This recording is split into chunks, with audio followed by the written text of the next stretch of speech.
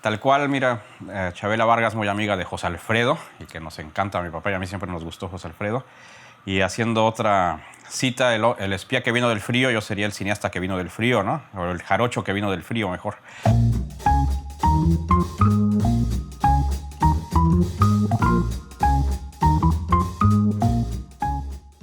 Fabricio, muy buenas tardes y muchas gracias que estás con nosotros. Muy buenas tardes y muchas gracias por invitarme. Muy feliz.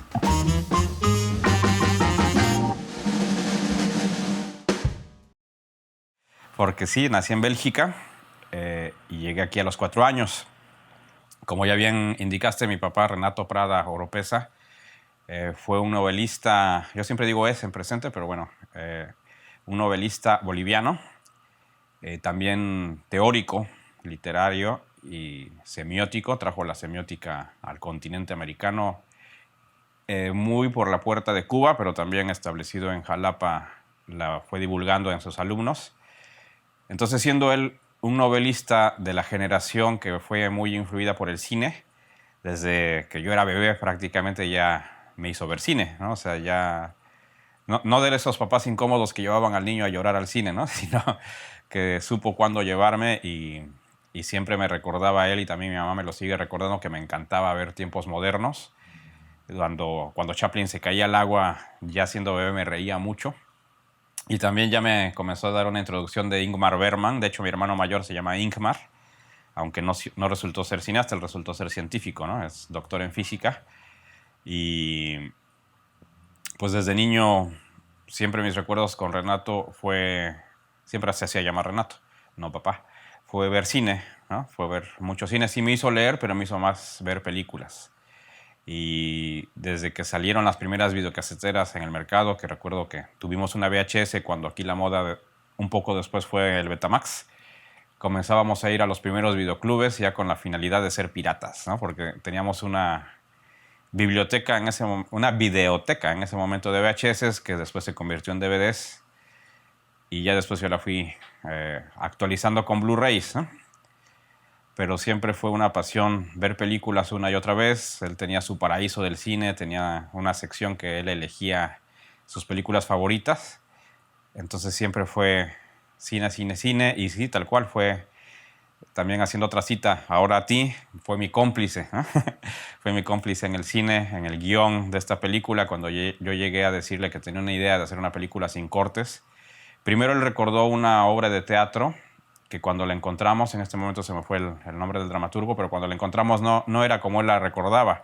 Él la recordaba en un solo escenario y de principio a fin, pero no era así. Entonces él pensó una historia. Al momento él se le ocurrieron las ideas muy rápido, ¿no? Que eso es algo que quisiera tener, esa capacidad. Sí se me ocurre muy rápido, pero no con esa frecuencia que a él, ¿no? Y él tenía ya la estructura en su mente. Yo simplemente iba dándole, digamos, el formato de guión cinematográfico y viendo hacia dónde ir, ¿no? O sea, nos hacía falta algo, nos dábamos cuenta también al hacer el guión que nos faltaban momentos que en nuestra tradición de ir cortando, saltábamos que salen los ladrones de la bodega y llegan a su casa de seguridad, pero nos dábamos cuenta que había que hacer un trayecto porque iba a ir sin cortes, ¿no? Entonces regresábamos, escribíamos esas partes que necesitábamos en el guión. Y posteriormente, pues ir también viendo la proximidad de una locación a otra. Juntábamos ya algunos amigos actores a ir leyendo el guión, y con eso también se nos iba ocurriendo, y sobre todo a él, como te digo, hacia dónde más iba a ir la historia hasta llegar al final, que él ya tenía desde un principio, ¿no? Él ya sabía en dónde iba a terminar. Y escribimos unos 4 o 5 guiones juntos, que solo se filmó tiempo real hasta el momento. No, se filmó también Chiles Jalapeños, aunque se desvirtuó en la edición, pero sí, el guión original fue con él. No la voz en off que le metió el productor. No nos gusta eso de explicar lo que ves, ¿no? Pero hay otros 3 guiones que no se han filmado y que él tenía ya muy clara su estructura. Muchas veces él también en las novelas que me daba a darle una leída, supuestamente a corregir, que no había que corregir, él ya desde una primera escritura era prácticamente la versión final. Era muy difícil hacer ya un cambio o detectar una falla, ¿no? Entonces, que eso a mí sí me pasa en guiones, ¿no? Cuando escribo un guión hay que darle varias vueltas. En cambio, no, sus versiones eran casi la definitiva desde un principio. Entonces, por eso es que también acumulamos guiones y dejamos otros sin terminar, que habíamos empezado una trilogía, solo escribimos el primero de los 3, y del segundo comenzábamos a hacer las primeras escenas y ya no continuamos porque él se vio muy cargado de trabajo. Hubo un momento en que llegó, no me acuerdo si a dirigir unas 21 o 23 tesis de maestrías y casi de doctorado, porque comenzó a diseñar un programa de doctorado en Puebla y se inauguró justo el mes en que él falleció. Entonces él no llegó a pisar el doctorado, aunque sí se abrió, ¿no? Parte de esta convivencia con mi papá, de convivencia cinéfila con mi papá, siempre estuvo el culto a distintos cineastas, ¿no? Que él admiraba mucho. Entre ellos está Alfred Hitchcock. Y cuando pensamos en hacer una película sin cortes, teníamos que ver otra vez La Cuerda. Era una obligación, ¿no? La volvimos a ver, la volvimos a analizar, y de ahí fue que nos impusimos el hacer que la película sucediese en 15 locaciones y no una, ¿no? O sea, que sí hubiese una dificultad extra que agregarle, ¿no? Que esto enlaza justo con el fotógrafo. Al desear hacer una película que tuviera más acción, que cambiara de locaciones sin cortar, donde la cámara se subiese a una camioneta con ellos, luego que bajara y se subiese a otra, llegara a entrar a una casa, etcétera, pues fue algo que nos impusimos como para hacer algo más allá de una de las inspiraciones originarias. Y digo una de las inspiraciones porque también está Stalker de Tarkovsky, que no está hecha sin cortes, pero la intención que él tuvo era dar esa sensación de que no había edición, que fuese en tiempo real, justamente, ¿no? Entonces esas fueron nuestras dos influencias mayores. También Miklos Yankso, el húngaro de los planos secuencias, creo que es lo que duraba el rollo, ¿no? Pero en movimiento, ¿no? Y con un gran movimiento de extras también, ¿no? Y mucho movimiento escénico. Entonces esas fueron unas fuentes de inspiración que nos llevaron a ver una y otra vez La Soga y estas otras películas que menciono. Y llegar a Everardo González, el fotógrafo, fue justamente que distintos fotógrafos con los que hablé en ese momento no se aventaban a hacer una película sin cortes. Decían que tenía que replantearlo y hacer cortes escondidos. O sea, unos 3 fácil me dijeron eso, y profesionales y con películas importantes y a los que no hay que ventanear, ¿no? Pero que Everardo desde el principio me dijo que sí. Y ese día, la primera vez que lo vi en la Ciudad de México, fuimos a San Ángel a tomar unas cervezas y me llevó unos videos. Primero fuimos a ver el documental que había hecho de La Canción del Pulque, todavía no había salido, pero estaba en edición, y lo vimos proyectado en la sala del CCC, y de ahí nos fuimos a San Ángel a hablar. Y me llevaba otros videos que había hecho de documentales, pero ahí me dijo, ¿necesitas verlos o ya quedamos? Y ya nos dimos la mano, ¿no? Ya nos dimos la mano y ya quedamos en que sí se podía hacer sin cortes. Él se la aventaba. Hugo Stiglitz, el productor, le dio un apodo en el rodaje, le decía Popeye porque lo veía bastante fuerte y cámara en mano. Habíamos comprado un Steadicam para la película, pero dados los espacios que tenía que subir y bajar de camionetas, ya desde el primer ensayo Everardo planteó que no se podía, que se le iba a llevar en mano. Con un fisheye muy bonito que teníamos, porque no era un fisheye agresivo ni deformaba tanto. De hecho, ahí lo guardo aún, ese fisheye. No lo he vuelto a usar en otro lente porque era para una cámara JVC Mini DV en esa época. Pero él se aventó a hacerlo sin cortes, subiéndose y bajándose y sin descanso prácticamente, ¿no? O sea, la intención era, al principio pensábamos románticamente hacer una toma por día. Posteriormente fuimos subiendo a hacer 2 tomas por día, que cuando digo tomas, una película entera por día. En cambio, después fueron 2 películas enteras por día, y los últimos 2 días fueron 3 en un día. Entonces, Everardo González solo tenía el tiempo de descansar, de que yo decía corte, pasaba una camioneta por él, se lo llevaba a tomar un café y lo regresaba a la primera locación, que era el punto de arranque. Entonces, se echó así 3 películas por día. Hace poquito que fui a México a la presentación del Diccionario de Directores de Cine Mexicano, me encontré a Juan Antonio de la Riva, al que no conocía en persona, y cuando nos presentamos sin que nadie estuviera en medio.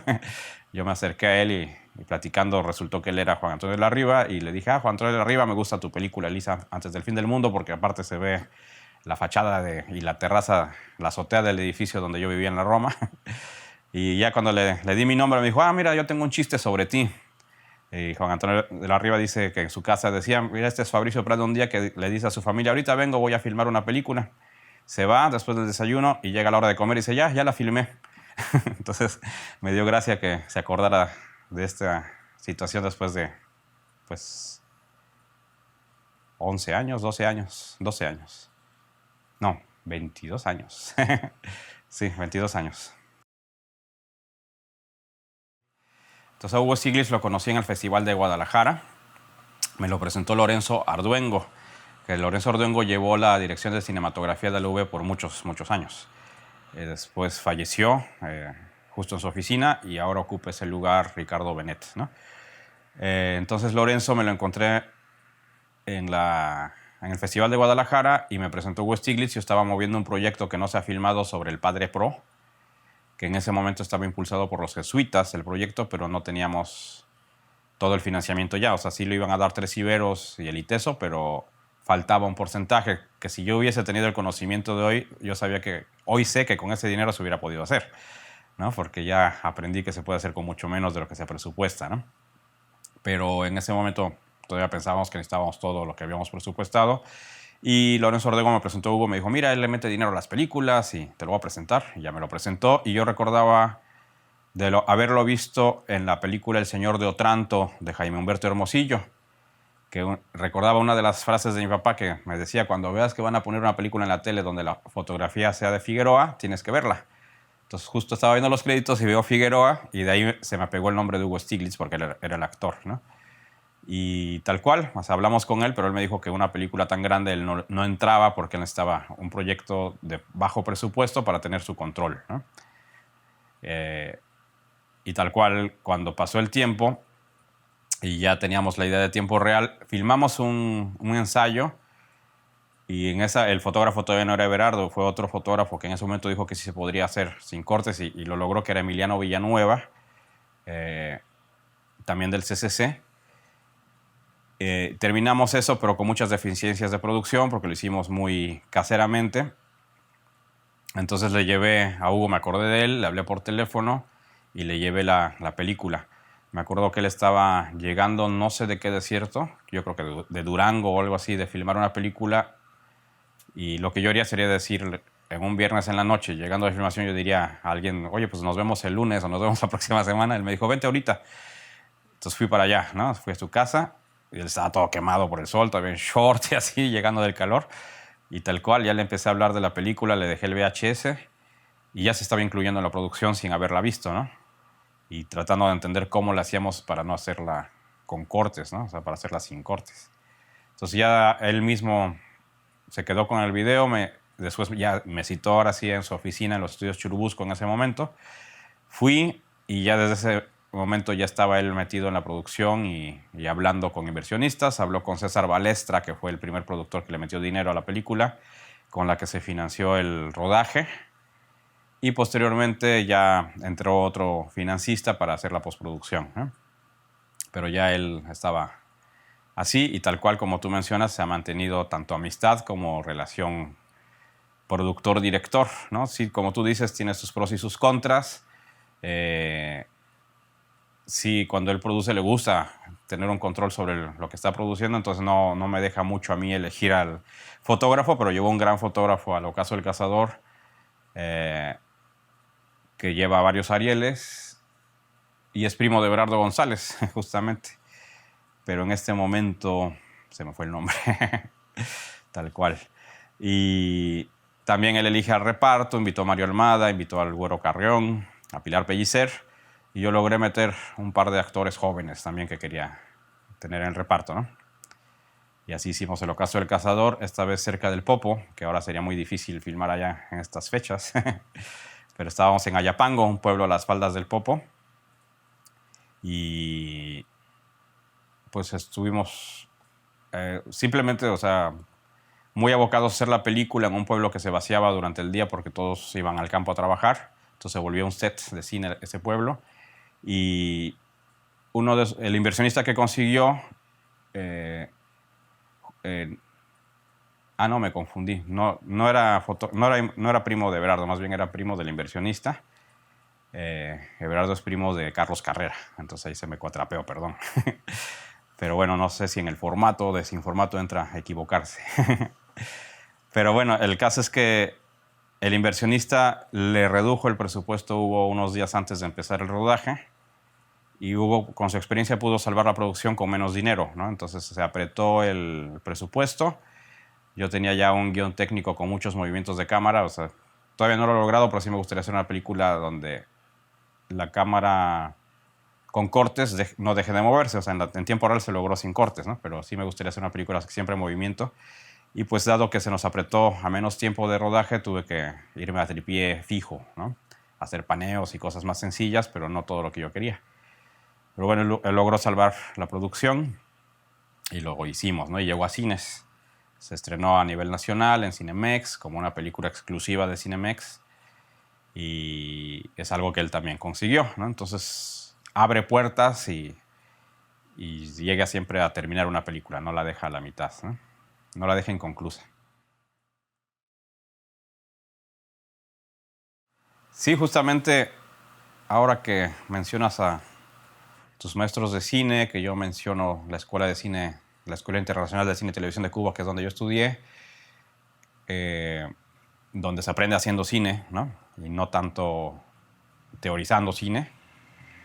Y también, regresando ahorita en la memoria, ahora que me dices, recordé un momento antes de irme a Cuba, yo estaba haciendo el examen al CCC y el año anterior me habían bateado, como dicen ellos, y me habían dicho que tenía muchos compromisos. Yo todavía no entendía muy bien ese concepto, ¿no? Que por eso no entré.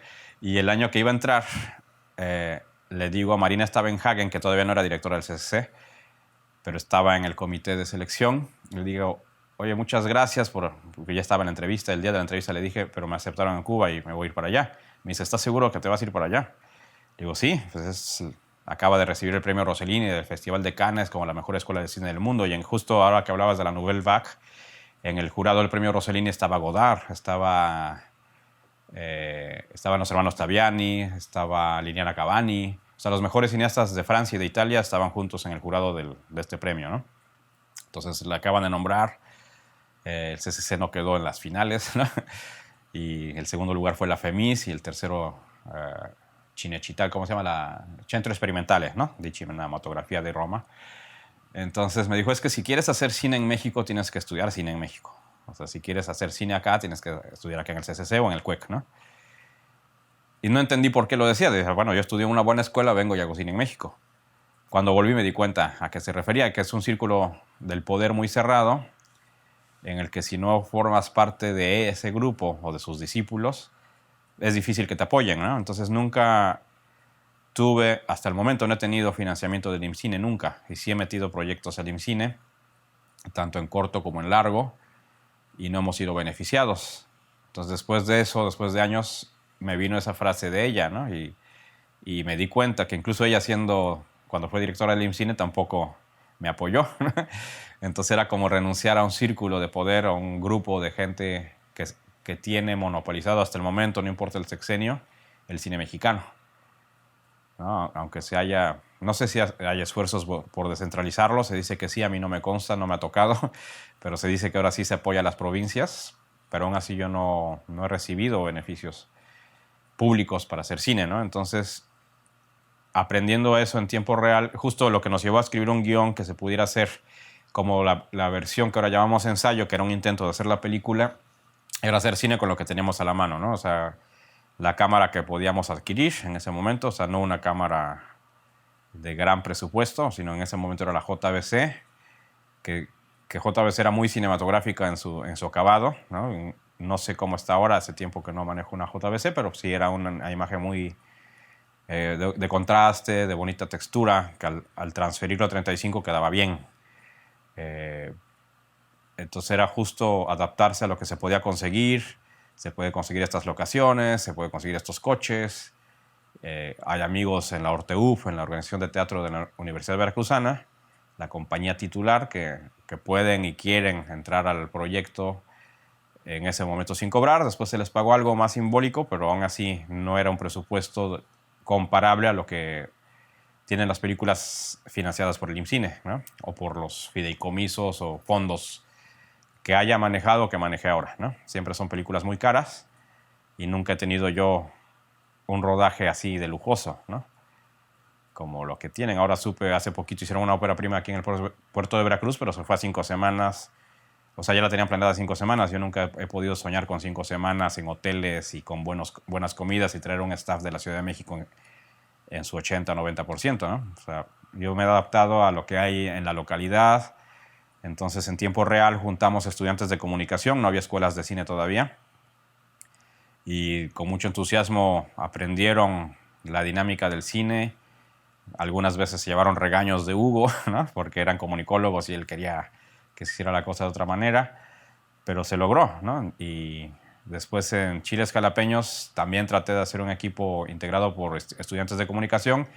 No fue tan bueno porque la gente tenía otra mentalidad, no era tan entusiasta como la de tiempo real, querían otro tipo de cosas, hacían problemas cuando una actriz llegaba resfriada y quería un té, y decían que no eran meseros, que eran asistentes de producción. Y entonces yo cuando aprendí a hacer cine como asistente de producción, pues tenía que conseguir un té, aunque estuviéramos lejos, ¿no? En San Jerónimo, por arriba, un té caliente. Entonces ese tipo de cosas no funcionaron mucho en Chiles Jalapeños, pero sí en tiempo real, ¿no? Entonces me he adaptado y también he hecho cosas con mis alumnos, cuando di clases en la escuela Luis Buñuel, que me invitó Marcel Cisniega, y posteriormente pues ya fueron bajando las invitaciones a dar clases cuando él ya no estuvo, pero he tratado de hacer cine con lo que tengo a la mano, ¿no? Y que vuelvo ahora sí al ejemplo de la Escuela Internacional de Cine y Televisión en Cuba, que nos enseña y nos entrena a hacer cine sin recursos. El primer ejercicio, que le llaman los 3 minutos, porque es un corto de 3 minutos, se hace sin salir de los límites de la escuela. La locación tiene que estar en los territorios de la escuela, con luz de día, exteriores, etc. Hubo quienes no entraban a esa dinámica y hacían interiores, pero bueno, con el sol de Cuba ese interior estaba muy bien iluminado y sí, en esa época la cámara, la ARRI de 6 milímetros podía filmarlo, ¿no? Pero sí, la esencia era no salir de allá. Y eso creo que marcó mucho mi forma de hacer películas posteriormente, ¿no? O sea, ver qué tengo primero, ¿no? Ver qué es posible al hacer el guión. Y no soñar con una explosión, con una nave espacial, que eso ya es otra cosa, ¿no?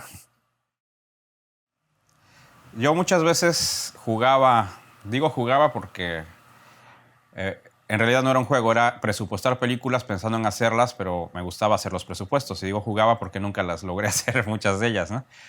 Entonces, cuando en un desayuno con mi papá, justamente mi cómplice del cine, de quien hay una anécdota de tiempo real que no conté, y que nunca he contado, pero te lo voy a contar en un momentito.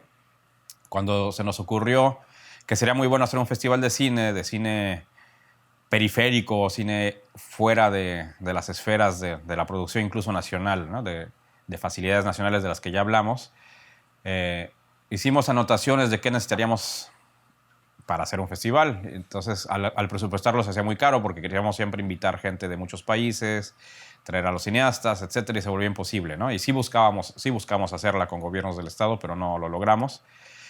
Entonces me marcaron mucho dos situaciones. Una, haber ido a Jíbar, a Cuba, y ganar con tiempo real el festival que en ese momento se llamaba Festival Internacional de Cine Pobre de Jíbar. A mí no me gustó el término cine pobre, entonces siempre en el currículum puse su nombre en inglés que ellos mismos pusieron, que era International Non-Budget Film Festival, festival sin presupuesto.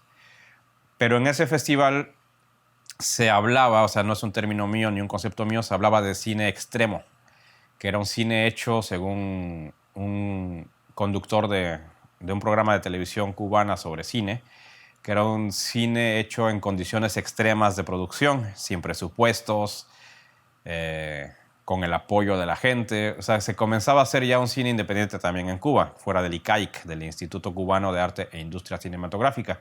En ese momento no podían hacerse sin el ICAIC, siempre tenían algo del ICAIC, aunque no era todo, ¿no? Y que aquí también hubo gente como Marcel Cisniega, que aunque en sus créditos tenía IMCINE, no tenía un gran apoyo del IMCINE, pero tenía que poner el logo por ciertas facilidades que le había dado, ¿no? Posteriormente a eso pasaron años a que fui al festival Yellow Fever Film Festival de Belfast, en Irlanda del Norte, y ganamos con la película Escrito con Sangre. Y ahí, al estar en ese festival, vi que era un festival hecho en un bar, con una barra muy linda porque ahí tiene las cervezas de barril, Guinness y otras locales muy ricas. Entonces, en ese bar donde estaban sirviendo cerveza, donde había mesitas y proyectaban las películas en la pared de ese bar, vi que se podía hacer un festival sin recursos. O sea, yo cuando iba pensando en que iba a un festival como los que estaba acostumbrado con tiempo real, que era donde nos llevaban a hoteles, nos llevaban a cines, a cinematecas, a lugares grandes con mucho público. Y en este, pues realmente era un grupo de cinéfilos que se juntaba a ver películas y no llegaban a ser 100 espectadores, o no sé si 50 espectadores. 50 yo creo que sí. 50 espectadores, 60 espectadores, ponle. Y no era pensado para más público, ¿no? O sea, ellos estaban muy felices con ese formato, sin formato, y se proyectaban las películas, se hacía incluso un desfile en la ciudad de Belfast, porque los que hacían el festival hacían películas de terror sin dinero, y hacían un desfile zombie que formaba parte del festival, ¿no? Entonces ahí se juntaban los jóvenes de Belfast y terminaban entrando a ver películas. Entonces era algo muy, muy diferente. Entonces cuando volví, que esto fue en octubre de 2011, noviembre, porque ya los zombies tienen que ver con el Halloween, ¿no? En noviembre de 2011 volví y lancé la convocatoria para hacerlo ya en enero. O sea, no tuvimos mucho tiempo de convocatoria. Y aún así, en esa época que no mandaban todavía películas por internet, nos llegaron muchos VHS para ser analizados y también ya algunos DVDs. Y se proyectó así el primer festival a finales de enero. O sea, tuvimos muy poco tiempo para recibir materiales, pero funcionó. Y ya llegamos a tener películas de los 5 continentes. Entonces, yo al haber Escrito con Sangre, que le hice sin dinero, o sea, realmente en efectivo tuvimos 40,000 pesos en el rodaje, que se gastó más en comidas, algunas extensiones, algunas cosas o algunos focos. Tuve esa curiosidad de ver si en otros países se hacía esto, ¿no? O sea, o más bien me di cuenta que sí, se hacía esto en otros países, y fue que lo convocamos para un cine sin presupuesto. Y usé esta terminología cubana de cine extremo, que al paso de los años se fue confundiendo mucho entre tanto público jarocho, a pesar de que ya se habían hecho 3 ediciones o algo así, o 4. Con ese nombre pensaban que era para películas de deportes extremos o de cine de terror extremo como el asiático, Asian Extreme, ¿no? Entonces tuve que quitar el nombre de extremo porque nunca, a pesar de que cada año lo explicaba, no se quedaba en la gente qué tipo de películas se proyectaban. Entonces se me hacía muy largo ya ponerle un cine independiente en extremo, que fue uno de los nombres que se me ocurrió, o ponerle Festival Mundial de Cine más que independiente, también fue muy largo. Entonces ya lo dejamos como Festival Mundial de Cine de Veracruz, más tranquilo, más pequeño el nombre, pero sigue abocado a un cine independiente del mundo, ¿no? Sí, a mí me gustaría que el festival fuese menos independiente en el sentido económico. O sea, sí me gustaría que hubiese un gobierno que se diese cuenta de la potencialidad de un festival en el puerto de Veracruz, ¿no?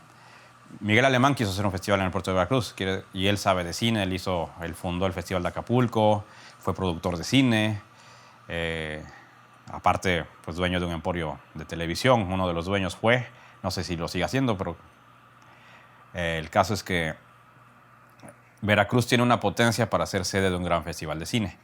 Y sí me gustaría que el gobierno del estado lo adoptara, ¿no? Como estuvo a punto de hacerlo en algún sexenio, pero que al final no llegó ese recurso prometido, y que nos obligó a no hacerlo durante 2 años porque creímos que sí iba a llegar ese recurso, ¿no? Pero sí, la decisión de volverlo a hacer después de esos 2 años creo que fue muy importante. Y ya íbamos a crecer a más municipios cuando vino la pandemia, y durante 3 años lo hicimos en nivel virtual, pero eso nos dio un detonante que no esperábamos, que fue internacionalizarnos más en cuanto a público. No en cuanto a selección oficial, sino en cuanto a público.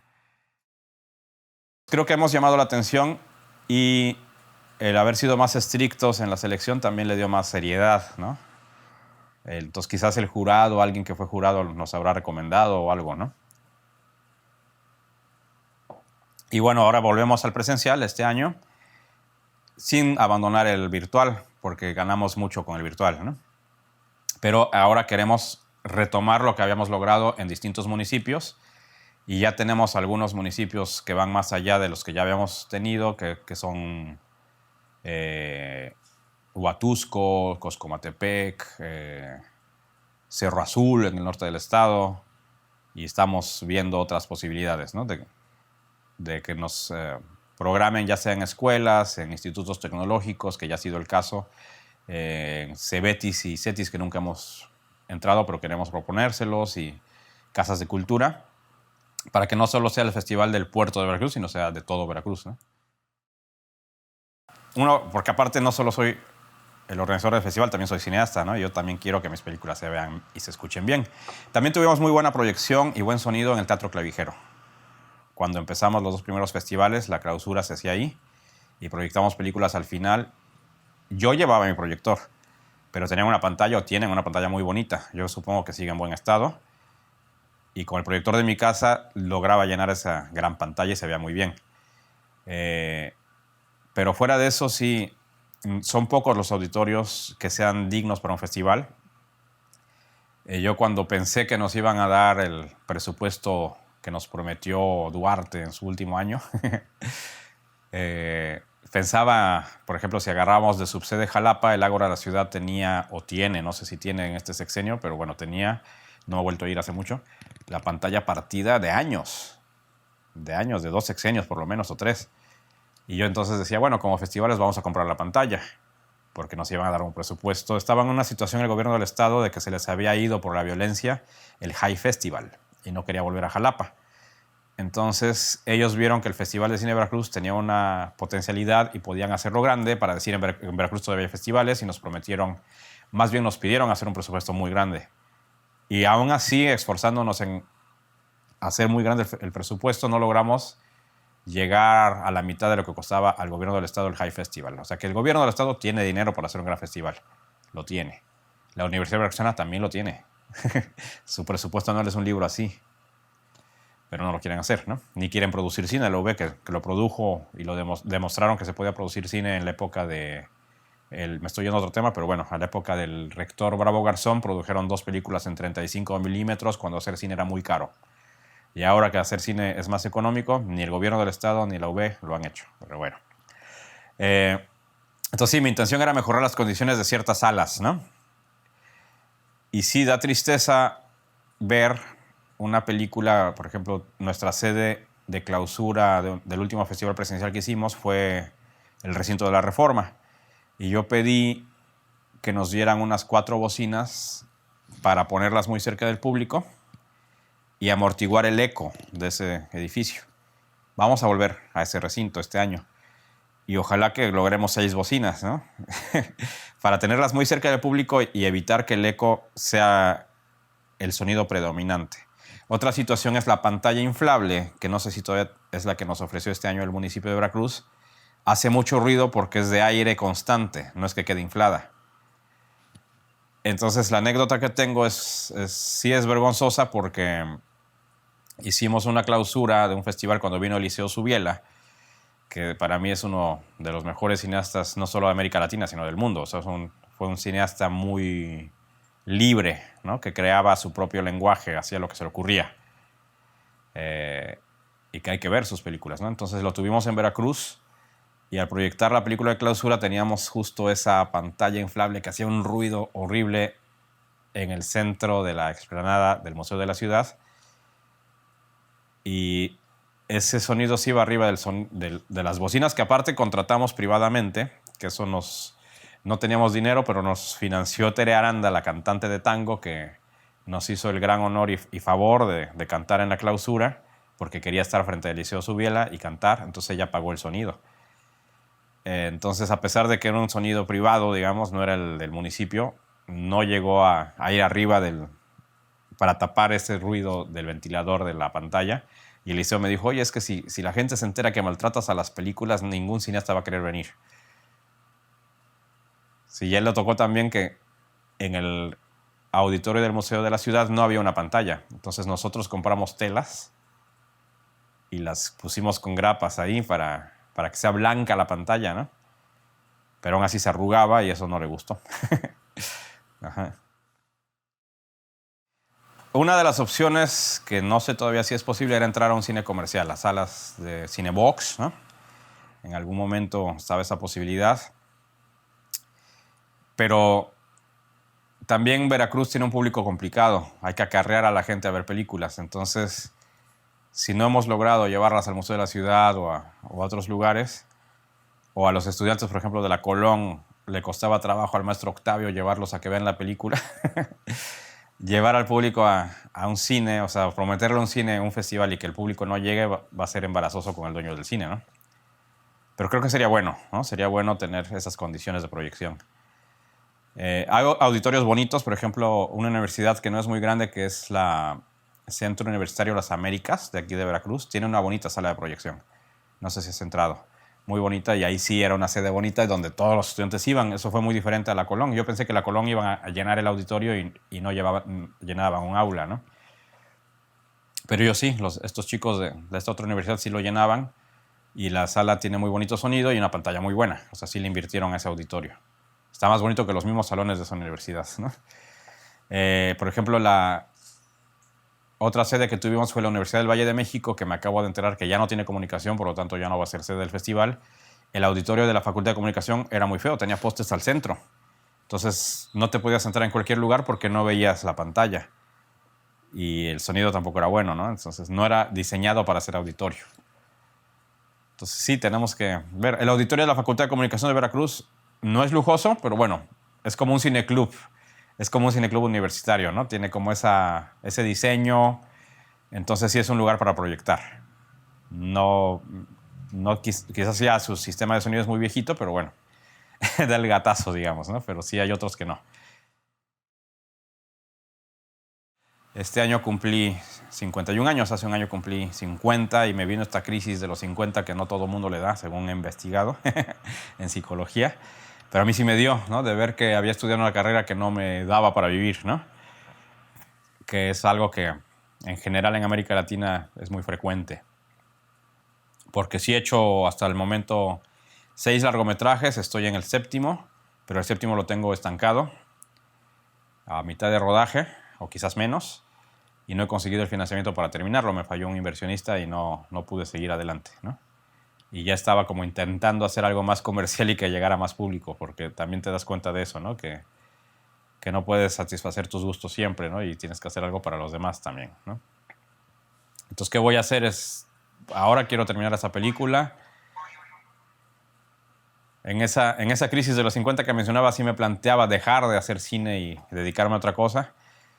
Pero bueno, creo que la crisis ha ido pasando poco a poco, no al 100%, pero sí pienso que sí voy a intentar, después de terminar esta, sí, que tengo que luchar por terminarla, porque como tú dices, una película se tiene que terminar.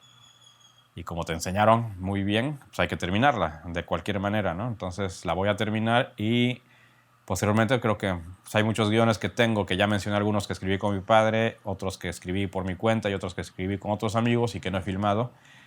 Entonces que creo que también por respeto a ellos tengo que luchar por seguir queriendo filmar esas películas, ¿no? Y adecuándolas también a los presupuestos posibles. Ya expliqué que no formo parte del círculo mexicano del cine. Tú también estás en esta periferia del cine mexicano. Estamos fuera, ¿no? de la zona de confort del cine mexicano. Entonces tenemos que seguir haciendo cine independiente. Es nuestro estigma y nuestra misión, ¿no? Dar voz a otras personas que no tienen voz cuando hacemos documentales, o también a otras regiones darles una cinematografía. Cuando empezó este sexenio, yo tenía fe en que iban a cambiar cosas y le presenté al gobernador un buen plan, digamos, que estabas incluido ahí en la propuesta. Están los nombres ahí de las personas que podían hacer en ese momento. Yo decía, hay que hacer un cierto número de películas de ficción, un cierto número de películas documentales largas. Entonces está Jaime Cruz, está Ricardo Braojos, que han hecho ya largometrajes largos en Veracruz.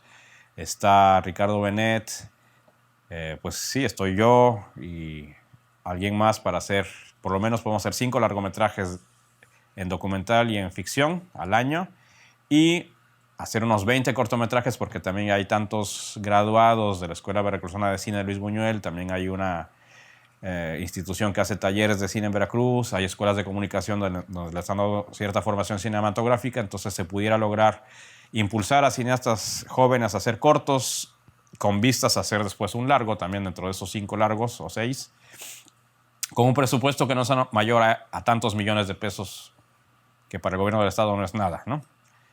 Al año. Pero bueno, ni me respondió. Sí pienso que el gobierno del estado sí benefició al cine veracruzano en el sentido de que patrocinó una película de un músico, ¿no? De Tonatiu García, hermano del gobernador. En ese aspecto, pues sí, apoyó al cine veracruzano, pero este plan que le decía que era como más plural, de juntar a más cineastas, tanto que ya tuviesen trayectoria o trayectoria media o incipientes, pero que ya tenían concursos ganados con sus escuelas, con sus películas escolares, a hacer una cinematografía que sí se pudiera llamar cinematografía veracruzana. Porque ahora realmente, aunque hablan de cine veracruzano, no lo hay, ¿no?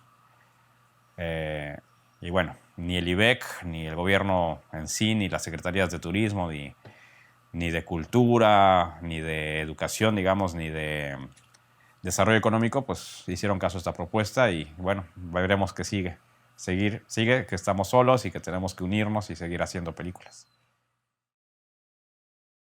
San Ginés, wow. San Ginés para mí fue alguien de los que siempre mi papá me habló, ¿no? O sea, no se consiguen las películas de San Ginés. Mi papá y San Ginés se conocieron, se vieron incluso en Bélgica, me parece, o en Roma. Fueron amigos, formaron parte de un mismo movimiento de alguna manera. San Ginés también fue exiliado.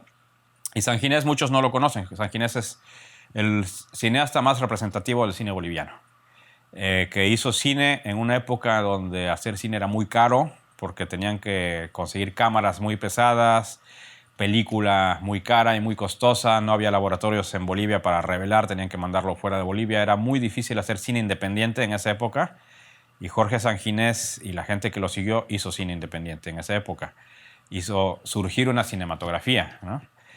Y aparte, no solo eso, sino que también sin actores iba a comunidades que eran originalmente aymaras o también originalmente quechuas, y en el idioma de ellos les hacía contar historias que ellos habían vivido de represiones del gobierno, de huelgas, y a las mismas personas que habían vivido esas situaciones históricas les hacía recrear los hechos y filmarlos, ¿no? Entonces, ese fue una etapa de San Ginés. Después hizo un cine muy mágico, también político. La Nación Clandestina, por ejemplo, tiene